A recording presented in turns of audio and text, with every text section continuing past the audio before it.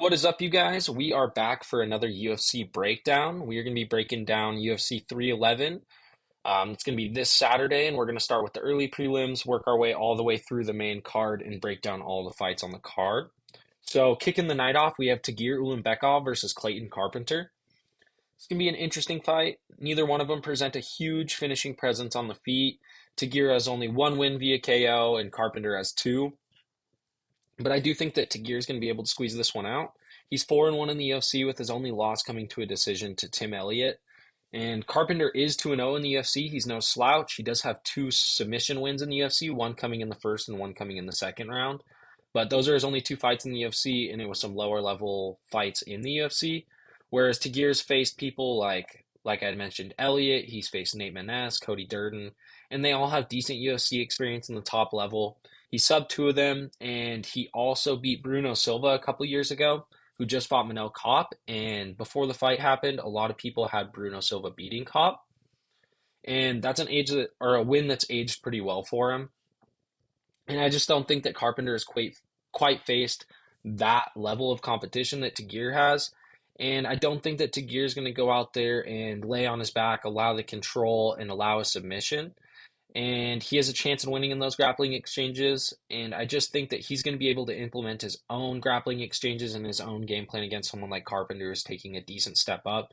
Carpenter is unranked, and Tagir's ranked 11, so he's jumping into that top 15 pool of talent. And flyweight, granted, it isn't the deepest division, it is still a very talent stacked division. And so I think this will be a good fight, but I think that Tagir is going to be able to pull this one off. And on to the next fight. We have Ricky Turcios versus Bernardo Sopaj. Turcios is 2-3 in his last five with two split decision wins. He hasn't really shown anything that's crazy impressive in the UFC. Whereas Sopaj, he's only had one fight in the UFC. He fought Vinicius Oliveira. This was last year in March area, maybe it was May. And he got brutally knocked out by Vinicius Oliveira with that flying knee. I'm sure we've all seen the clip. But a lot of people forget that he won the first round on the judges' scorecards. It was a competitive second round, and he was still in the fight in the third round. It's a three-round fight. He already won one round, so he's a couple mistakes away from beating someone like Vinicius Oliveira, who people hold highly as a prospect in the bantamweight division. And he was one round away from beating him. He was in a competitive fight with him. And granted, that brutal KO did happen, but it's not like he was just getting beat up the whole time and then it happened. He was in the fight, made a couple of mistakes, and Vinicius capitalized. And so I think Sopaj is going to be able to pull this one out. Turcios, like I said, just really hasn't shown anything too crazy impressive in his last five fights in the UFC. And Sopaj looked good against Oliveira until he didn't. And so I think he's going to come out there, I'm sure, taking almost a year off at this point. He's filled some gaps, and he's also given his brain time to rest after that brutal KO. And so I think that Sopaj is going to edge this one out against Turcios. And so that's going to be my pick for this one. On to the next fight, we have Rinya Nakamura, and I'm probably going to butcher this name, but Muin Gafurov. So I had to go back and watch a couple of his fights. I'll be honest, I hadn't watched him before. And then versus Rinya, I had watched his last three UFC fights since he got into the UFC. I've watched him. And Rinya is the big favorite here for good reason. He has great wrestling. The biggest thing is he has great control with his wrestling. It's not like when he gets you down to the ground, he's finishing you right away with submissions. He has great control. He's not a wrestler that takes someone down and struggles to advance positions to keep control. But like I said, he hasn't shown a huge submission presence in the UFC. One of his three wins are by submission in the UFC, but most of his fights are spent on the ground, so one of three isn't the most insane finishing ability with fighting unranked fighters. But I do think that Rinya's grappling and wrestling in this is going to present a lot of problems. And I think that he's going to be able to edge this one out. I would honestly be willing to bet that Rinya by decision, possibly by a submission. He does have some KOs in his career, but I think he's going to go out there, implement his wrestling, and control this fight, win rounds, and possibly get a submission. I don't know if he's going to go out there and try and bang on the feet. And so with this one, I'm going to pick Rinya. And like I said, I think If I had to bet, I would bet decision, but I think Renia by decision or submission is pretty safe on that one. And then on to the next fight, we have Carol Rosa versus Aline Perez. And if Aline Perez wins, this is going to be an interesting ending. I think we all know her antics are a bit interesting when she wins. She twerks on the opposing fighter when she wins or after she gets announced the decision. I think it's definitely interesting. And so she's going against Carol Rosa, who's a vet in the UFC. She's fought people like Aldana. She fought Dumont not too long ago, who's an up and coming prospect. She also won her last fight against Apani Kaniziad. And all these people that I've named are either people who've been in the top 15, they've competed with top 15 opponents, or they're an up and coming prospect, or someone like Aldana who's actually even fought for the belt. And so I think this is just going to be a big jump up for Perez. I think it's going to show the different levels in women's MMA. I think they're a little bit more pronounced than men's are just because there's not as much of a talent pool in women's MMA. And so I think that there's going to be levels shown in this fight, and I think that Carol Rosa is going to present a lot more problems than the unranked fighters that Aline Perez has been fighting. And so I'm going to have to lean Carol Rosa on this one, just being the fights that she's been in, the people that she's fought, and Perez really hasn't taken that step up yet. And I think this is a pretty big jump. I think the jumps in women's MMA happen pretty quickly. There's only four rankings between the two of them, but I think this is still a pretty big jump in competition compared to what she's fought before. And so I'm going to have to lean Carol Rosa on this one. And then to finish off the early prelims, we have Zachary Reese versus Azamet Bakoyev. It's a fight that just got added not too long ago. Bakoyev is taking it on short notice against Reese. But Bakoyev is on a 6-fight win streak. This is his first UFC fight, but he was the LFA champion before this, and he had two fights or two title defenses in LFA as well. Sorry, I apologize. So he won the belt and then two title defenses after that. So he hasn't necessarily had the UFC experience, but he does have that lower level title fight experience. He has fought better people in lower promotions. And whereas Reese has fought three times in the UFC, he is 2-1, but he was beat by Cody Brundage. And I think that even Bakoyev on a short notice will be able to implement his grappling on Reese. Brundage was able to get him down, and I think that Bakoyev as well will be able to get him down, possibly find a finish by submission. Does have pretty good grappling. I had to go back and watch a couple of his fights, but I think that could present some issues here. And like I said, Brundage has presented Reese issues before in the grappling. And so I'm going to have to lean Bakoyev even coming in on short notice. But that is a little bit riskier of a pick.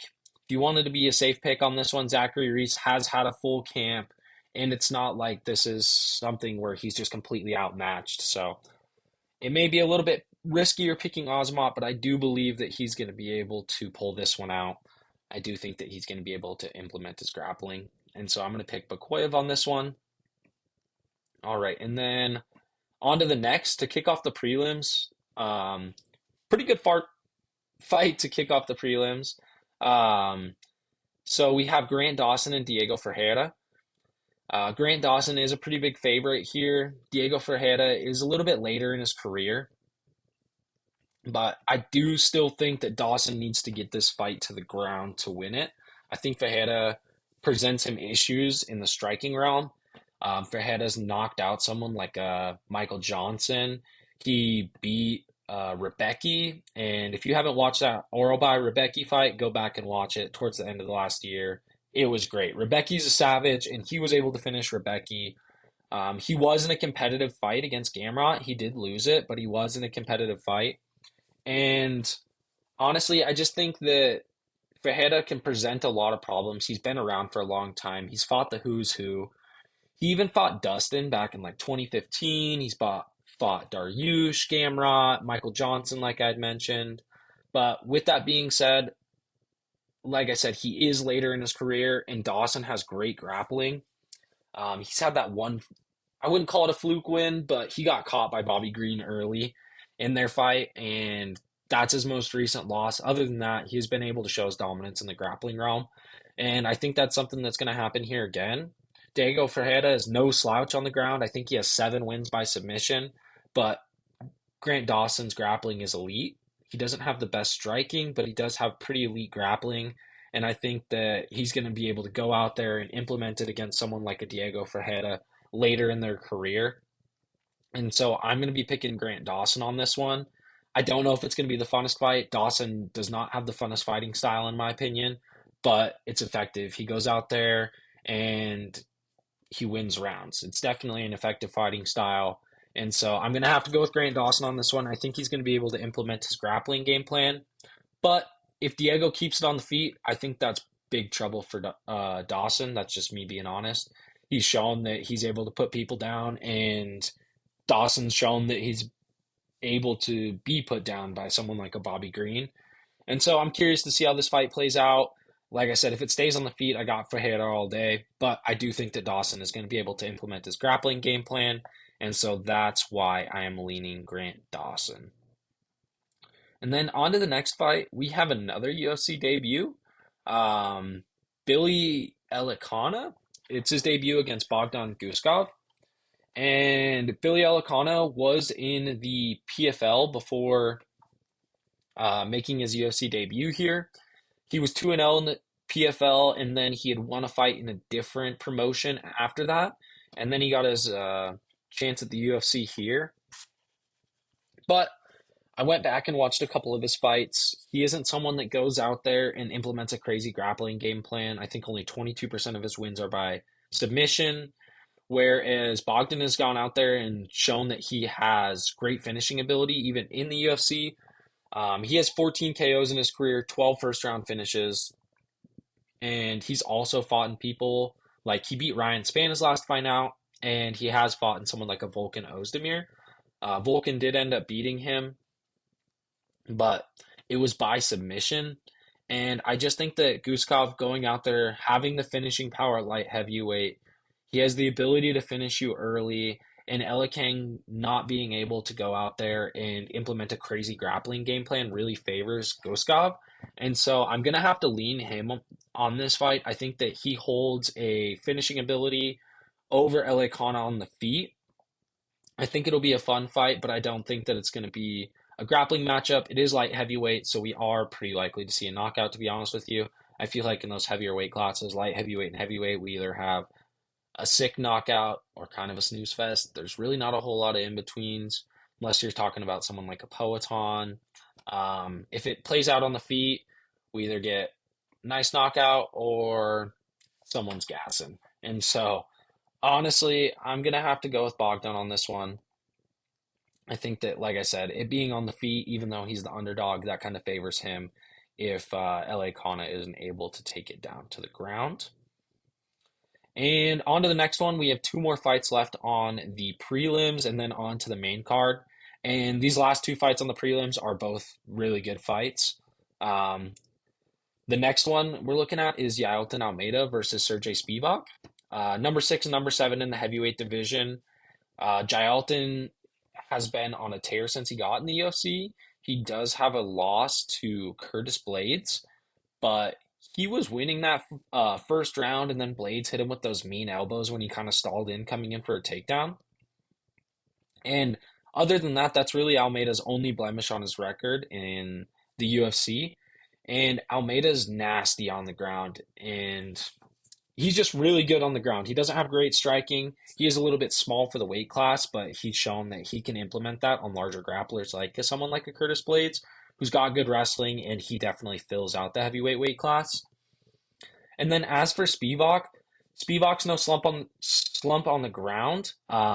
He's got 8 wins by sub. I do believe his last fight. Let me double check here real quick. Yeah, his last fight against Tybura, he even won by submission. But we have seen that Spivak is beatable in the UFC. He lost to someone like a Gon in the striking matchup. He was finished by Aspinall.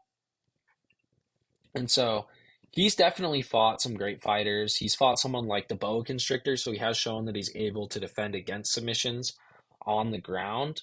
But I just think that Almeida's grappling is just too overwhelming for the heavyweight division. I think his grappling is just phenomenal, and he gets a bad rap for just holding people down. Like the Derek Lewis fight really kind of ruined his reputation where he just kind of sat on top, played guard, wasn't really searching for the finish too much. But his grappling's amazing. He has great finishing ability. And I don't think he's going to go in there and walk through Spivak. I do think there's going to be some closely contested rounds. But I do think that Yailton Almeida's grappling is just going to be too much in this fight. I think that he's going to be able to go out there, implement his game plan, possibly get a finish on Spivak. I'm not betting on that, but I do think that he has amazing ground control as well. I think he's going to be able to go out there, control the fight, where the fight takes place, and even if it gets a little bit hairy, I think he's going to be able to squeak this one out. Possibly 2-1 rounds. I can see Spivak taking a round off of him. I wouldn't be surprised if Spivak won, but I am picking Almeida in this fight. I just think that overall his grappling is just next level for the heavyweight division, to be honest. And like I said, he is a little bit smaller, but I think he's going to be able to implement that game plan. So we're going with Almeida in this one. And then the featured bout of the night is going to be Peyton Talbot versus Ronnie Barcelos. And the UFC is trying to push Talbot, and I don't blame him. He's a fun fighter to watch. He's 9-0. He's got 7 knockouts.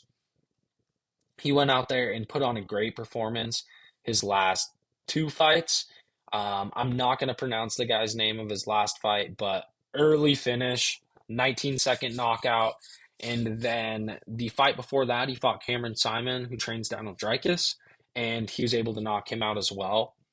And Talbot's just really good. I think he's that new generation of fighter coming up. A lot of people have mixed opinions about him, paints his nails, kind of all that. But I really like him. I think he's really good. I think he's really clean on the feet. He's a massive favorite here. And I'm curious to just see him come out and fight again. I want to see where he's improved. And yeah, I'm excited for this fight. I'm pretty positive Talbot's going to win this one. Minus 1100 favorite. That'd be a massive upset if he loses. But yeah, I'm picking Talbot on this one. It's going to be a fun fight, up and coming prospect. And I'm just excited to see where he's improved. He has great striking. He's fun to watch. Super clean when he strikes, too. He doesn't swing super wild. He's in tight, very fundamental. He's got power behind his shot. So this will be a fun fight to watch. It's a great featured prelim. And like I said, I'm leaning Talbot on this one. And then to kick off the main card, one of my personal favorite fighters, Big Mouth, going against Rainier de Ritter from, I believe, one championship is where he came from. He was a double champ in one championship. And he just had his UFC debut not too long ago against Gerald Meerschaert. And he was able to finish Gerald Meerschaert on the ground, which is impressive. Gerald Meerschaert has great grappling, and to be able to finish him on the ground is pretty significant. But honestly, watching that fight, for him being a double champion in another organization, like I know his grappling is elite, but I didn't see anything in his last fight that was like jump off the paper like, holy shit, this guy's the next guy in the middleweight division or anything along those lines. He had good grappling, and his striking looked super unorthodox. And previously in his career, it's been shown his 2 losses that if he's not able to get it down to the ground, that he's going to have issues. And especially with someone like Kevin Holland. Kevin Holland has sneaky power. He hits you at the end of his punches. He's got long punches. And he doesn't have the best grappling. I mean, he's been beaten by pretty much every time he steps up in competition to a higher level fighter. He does get beat, but he's got great striking. It's not like he's useless on the ground. He's fought people like Brunson, Vittori, so he's had to develop Chimaev. Like, he's had to develop his ground game. He sees where the hole is. And Holland will even say it himself. He's not going out there to be a UFC champion, but he goes out there and he puts on fun fights. And I honestly see him being able to keep this on the feet or not being not getting finished as soon as he gets taken down. I do see him being able to survive on the ground, and I do think that he has such a significant advantage on the feet that if he's able to keep it on the feet for a bit, he may put the Ritter's lights out. And Holland's got, like I said, he's got that sneaky power. He's super long. He hits you at the end of his punches. And yeah, I'm probably a little bit biased on this one, just like I said before I started even breaking this down. Kevin Holland's one of my personal favorite fighters. I just think his fight week build-ups, I love his interviews. Um, I love that he talks shit in the cage too. I mean, you can't beat Big Mouth. Um, so yeah, I'm leaning Big Mouth on this one. Uh, like I said, DeRitter has great grappling and he could finish it on the ground, but I'm going to have to say that Holland is able to keep it on the feet enough to kind of piece him up and put in some work on the feet. So we're going Big Mouth in this one. And then on to the next one. We're in the lightweight division. We have Beneil versus Money Moicano. And this is a fun fight. They're both good on the ground and they both have decent striking. They're both good where each other is good. They have their same strong suits. And so I think that makes for a fun fight. But I think that Beneil, coming off his last two losses against Arman and Charles Oliveira, I think that, granted, he is only like a year older than Moicano, I do believe, but their age is different in the sport. Beneil's been through a lot of fights. He's been through some wars in the UFC, and he's fought the who's who. And I honestly just think that Beneil may be a little bit past his prime, and I think that Hanato's going to be able to go out there and implement his game plan. I don't think he's going to go out there and walk through Beneil because, like I said, they're both good where each other's good. But I do think that Moicano is going to be able to go out there, implement his game plan. He may not run through him, but he is going to be able to implement his grappling game plan. I don't think either one of them has like crazy good striking, so I don't think either one of them has a significant advantage in the striking. The only thing is, I just think Moicano's fresher in the sport, and I just think Beneil's a little bit past his time. So I think Moicano's going to go out there, he's going to get that money, and I'm going to have to take Money Moicano in this one. And I can't wait to hear him on the mic if he does win, because those are always fun. So we're going to go Money Moicano in this one. And then we move on to the last three fights of the night. And the next fight is Yuri versus Jamal. And honestly, this one, I'm a Yuri fan. I think Yuri's just his whole aura is amazing. And he'll fight anyone, anywhere. He's a savage. He goes to war every time. And I want him to win this because I'm not the biggest fan of Jamal Hill, but I'm going to have to pick against Yuri in this one. I just think Yuri's hands down style, kind of leaving his chin up, it just leaves openings for power punchers. And I think that Jamal is sound enough in his boxing to where, like a check hook or something like that, something along those lines. I think he hides a lead hook pretty well. He has great hands and he's got knockout power. Like he's got one punch knockout power. We've seen it before. And we've now seen that Yuri is able to be finished. Like he kind of had that aura when he first came to the UFC where I mean he was eating these shots and then he was going and landing one of the nastiest spinning back elbows you've ever seen against Dominic Reyes and just flatlining him. He was just running through everyone and like the Glover fight. Glover was what, like 45 seconds away from winning that fight, and Yuri's just a fucking warrior and came back and won it. And so, I'm a huge fan of Yuri, but I think he kind of lost a little bit of that aura once Alex put his lights out twice. We saw that he was able to be finished. And I think Jamal Hill he has a lot to prove in this fight. Like he's talked a lot since that Alex Pereira fight. And to be honest, like the MMA community as a whole is not the biggest fan of Hill right now. And if he goes out there and gets KO'd against Yuri, like that's going to be pretty horrible for his career. I think he needs this win. I think with all the shit he's been talking about the Alex fight, I think that he needs this win pretty badly. And I think he's got something to prove going out there. And I think he's going to go out there and unfortunately, like I said, I'm a Yuri fan and I do not like Hill. But I think that Hill's going to go out there and get this done. I think that Hill's pretty live for a knockout. The only thing in this fight is that it is only 3 rounds, so Yuri can really put a pace on. So I will be curious to see how that plays out, but I'm going to have to lean Jamal Hill in this one. And then we are on to our first two championship bouts of the year. We've got Merab and Umar kicking it off in the co-main. And I'm really curious to see how this fight plays out. So I'll just give you my pick right away and then kind of break it down on why I've got it. I'm going to be leaning Umar in this one. And reason being, I think Marab's grappling is great. I don't think he has great control, but I wouldn't even necessarily say he has the most insane grappling, more as it's just the pace that he puts on you with grappling. I mean, shooting 50 takedowns and throwing 400 strikes against Piotr Jan. That's ridiculous. It's a ridiculous pace. Almost no one can keep up with that. But I do think that Umar has good enough grappling to not necessarily cancel out Marab's because Marab's going to continue to just keep pushing takedowns, keep pushing takedowns, keep pushing takedowns.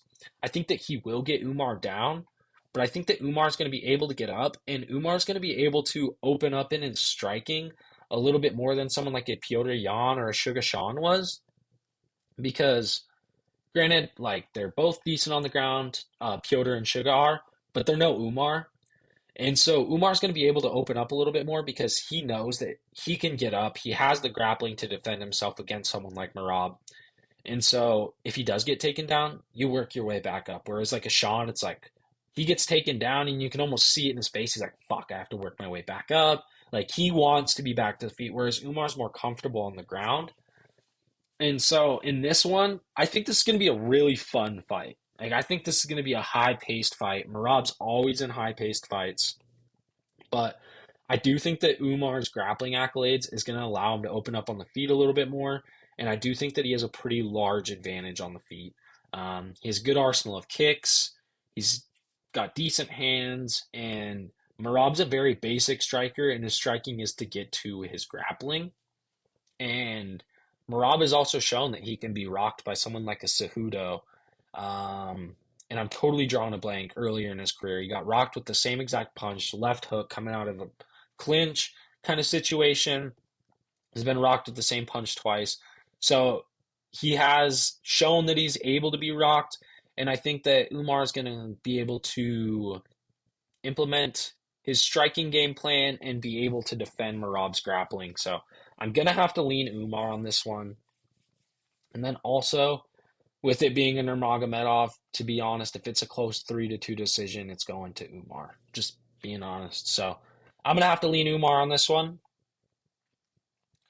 And then the last fight of the night, we've got Islam and Arman. Islam is a pretty large favorite in this fight. I honestly think the odds should be a little bit closer. I know that Arman went 3 rounds with Charlie Olives and Islam was able to finish him, but I mean, that's Charles Oliveira. Like, I don't know if Islam's going to go out there and finish him as quick as he did every time that he fights him. And these guys already had a super close fight. Arman coming in, UFC debut on short notice, and he puts up one of the toughest fights that Islam's had. I know he lost to Martins. That's his only loss, but other than that, like you could argue that Sarukian was Islam's toughest fight in the UFC. Out of all of his wins in the UFC, I would say that one probably is. And it was on short notice. And honestly, this is going to be a super fun fight. Um, it's just going to be super fun. They both have great grappling, and they're both great where each other is great. So I think that I'm going to have to lean Arman on this one. I know a lot of people are picking Islam because he's Islam. He's great everywhere.